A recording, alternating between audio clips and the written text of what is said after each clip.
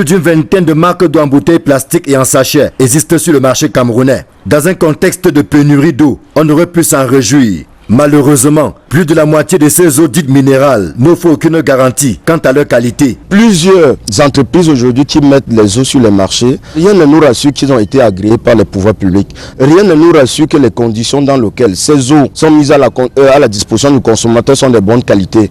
Et interpeller nos ménages, que chacun à partir de son ménage peut traiter son eau, la filtrer avant qu'elle ne soit propre à la consommation. À cela s'ajoute la contrebande et la contrefaçon qui ont trouvé un terrain fertile dans le secteur des eaux minérales. Nos frontières deviennent poreuses et qui fait laisser aujourd'hui beaucoup des eaux de la contrebande polluer nos marchés. Il y a lieu aujourd'hui d'interpeller les pouvoirs publics qu'il ne faudrait plus qu'on en arrive seulement à la mise en demeure à ces commerçants véreux, qu'on en arrive à la cessation de l'infraction. Quand vous vendez des eaux impropres à la consommation, l'un des principes fondamentaux édités par le ministère du Commerce et le ministère des Mines et de l'Environnement logique, c'était d'interpeller ces acteurs véreux, de les traduire devant les tribunaux afin que chacun puisse répondre des ordres. Voilà qui préoccupe les organisations de protection des droits et intérêts des consommateurs. Si elles se réjouissent de l'existence d'une loi cadre sur la sécurité sanitaire des aliments, elles sont davantage favorables à la mise en place d'un institut de veille sur la qualité des eaux vendues au Cameroun.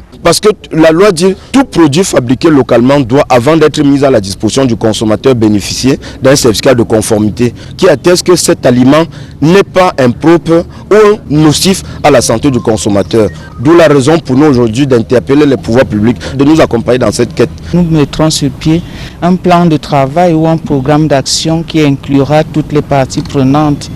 Et je crois que le Conseil aura sa partition à jouer dans ce travail qui sera bientôt mené pour l'assainissement du marché national des eaux de mauvaise qualité ou de qualité douteuse. L'assainissement du marché des eaux de boisson est un défi permanent. Il y va de la santé des consommateurs, mais également de l'économie nationale. Faut-il le rappeler, la contrebande et la contrefaçon font perdre beaucoup d'argent au trésor public, d'où la nécessité de mettre de l'ordre dans ce secteur, ô combien sensible.